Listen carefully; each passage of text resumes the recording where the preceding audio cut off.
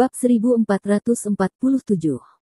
Faktanya, hari ini Lin Yu bertekad untuk menyingkirkan Xiang Wusheng. Tidak peduli bagaimana retoris Xiang Wusheng dan kondisi apa yang dia buat, Lin Yu tidak akan terguncang sedikit pun.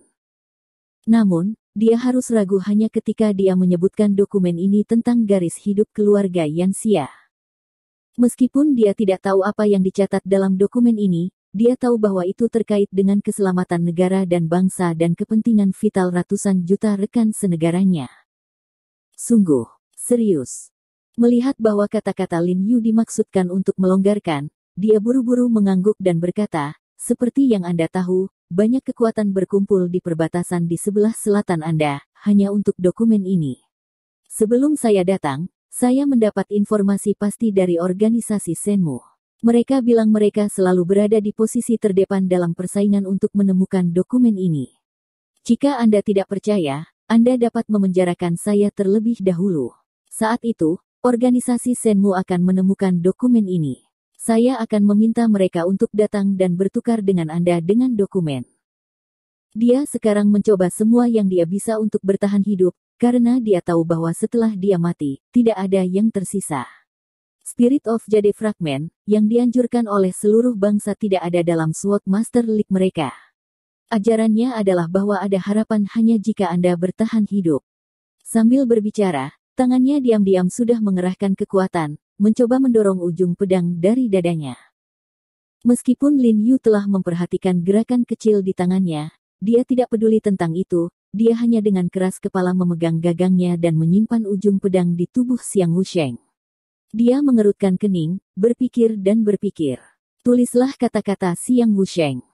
Jika dia melepaskan Xiang Wusheng, dia tidak akan mau di dunia ini, tetapi karena dokumen garis hidup yang penting itu, dia harus berhati-hati, bahkan jika Xiang Wusheng hanya memiliki kredibilitas 1%, dia tidak akan berani. Petualangan. Bapak. Metropolitan. Tiba-tiba dua suara datang dari belakang hutan, dan kemudian Bai Rentu dan Kui Mulang bergegas dengan cepat, melihat Xiang Wusheng tergeletak setengah di tanah dan Lin Yu memegang pedang di busurnya, dan keduanya bahagia. Mereka khawatir tentang keselamatan Lin Yu, tetapi mereka tidak berharap Lin Yu memiliki keuntungan absolut.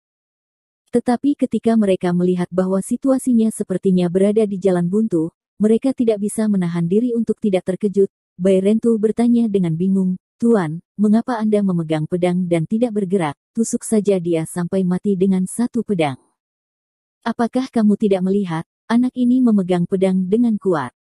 Melihat Xiang Wusheng, Kui Mulang memegang pedang dengan putus asa, berpikir bahwa Lin Yu tidak dapat mengikuti kekuatannya, dan buru-buru berjalan ke sisi Lin Yu dan mengajukan diri, Sekte Guru, saya akan membantu Anda.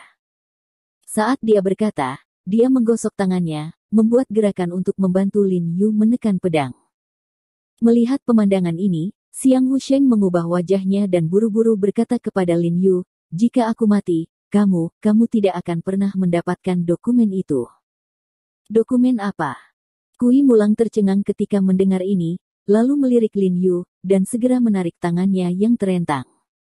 Lin Yu tidak menjawab, dia mengerutkan kening dan berpikir sejenak, lalu ekspresinya melambat, seolah memikirkan sesuatu, dia berkata dengan suara yang dalam, Saudara Niu, keluarkan teleponku dan panggil He Erie untukku.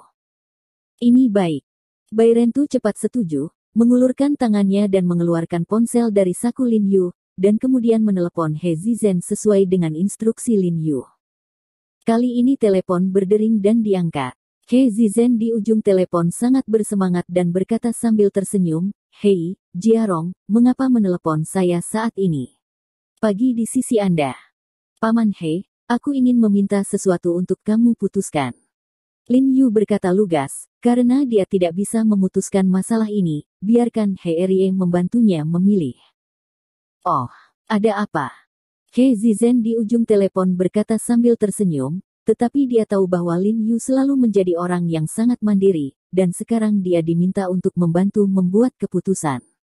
Dia tidak bisa menahan rasa ingin tahu, dan pada saat yang sama, ada banyak cinta dalam suaranya, seolah-olah membantu putranya sebagai penasihat. Itu saja, Paman He, saya pernah di sini di AS dan saya bertemu dengan pemimpin muda Liga Master Pedang, yang dikenal sebagai prajurit No. Satu di timur. Lin Yu berkata dengan suara yang dalam, takut He Zizhen khawatir, jadi dia tidak secara langsung mengatakan bahwa Xiang Wusheng datang ke sini untuk membunuhnya. Sang Wusheng.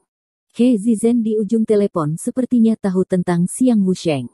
Mendengar kata-kata Lin Yu, suaranya tidak bisa membantu berubah, dan dia berkata dengan cemas, terakhir kali saya menghubungi Xiang Lao, saya menyebutkan anak ini. Saya kira Dong yang menyembunyikannya. Pasti ada tujuan khusus. Aku tidak menyangka dia ingin melatihnya sebagai penerus Liga Master Pedang. He Zizhen berbalik dan bertanya dengan cemas, Jiarong, kamu bilang kamu bertemu dengannya di Amerika Serikat. Bagaimana kamu bertemu? Apa kamu bertengkar? Apa kamu terluka? Pada saat ini, He Zizhen, perhatian yang tak terkatakan dalam nadanya, tampak seperti seorang jenderal yang membunuh Lu Guochui dan Jin Ge dan kuda besi. Sebaliknya, dia tampak seperti ayah yang penuh kasih, prihatin dengan keselamatan Lin Yu. Tidak, aku baik-baik saja. Mendengarkan kata-kata He Zizhen, Lin Yu merasa hangat di hatinya, dan berkata dengan suara yang dalam, sekarang Xiang Wusheng ada di bawah pedangku, aku bisa membunuhnya kapan saja. Di bawah pedangmu. He Zizhen di ujung lain telepon terkejut dan senang untuk sementara waktu, dan buru-buru berkata, kamu sudah menangkapnya. Yah, aku ragu-ragu, haruskah aku membunuhnya? Lin Yu berkata dengan dingin. Wajah Xiang Wusheng tidak bisa membantu sedikit berubah, ekspresinya sangat malu. Apakah ada orang lain yang tahu tentang ini? Apa yang Anda wakili, bagaimanapun, adalah kantor pesawat militer kita di musim panas. He Zizhen bertanya dengan hati-hati bagaimanapun, identitas Lin Yu ada di sana. Begitu insiden ini menyebabkan sensasi di dunia, itu akan sangat merugikan negara. Tidak ada yang tahu. Lin Yu berkata dengan jujur, membunuhnya tidak akan menimbulkan masalah. Ketika Xiang Wusheng mendengar ini, wajahnya menjadi semakin jelek, dan dia merasa bahwa dia adalah ayam di tangan Lin Yu, siap untuk disembelih untuk diambil dagingnya. He Zizhen di ujung telepon langsung merendahkan suaranya, dan berbisik kepada Lin Yu dengan suara rendah, jika orang ini tidak disingkirkan, itu akan menjadi bencana besar. Aku tahu ini, tapi dia menyebutkan dokumen itu. Lin Yu berkata dengan suara yang dalam, dan kemudian menyampaikan apa yang baru saja dikatakan Xiang Wusheng kepada He Zizhen. Organisasi Senmu mereka yang memimpin dalam masalah ini. He Zizhen di ujung telepon mendengus dingin, lalu berkata dengan berani, jangan katakan ini bukan apa-apa, bahkan jika yang dia katakan itu benar, selama ada aku, tidak ada yang boleh mengambil dari negara kita. Sesuatu adalah milik kita, bahkan jika aku begitu hancur. Mendengar apa yang dia katakan, hati Lin Yu langsung tenang, ekspresinya tertegun, matanya dingin, dan dia berkata dengan suara yang dalam, oke, Paman He, kalau begitu aku tahu apa yang harus dilakukan.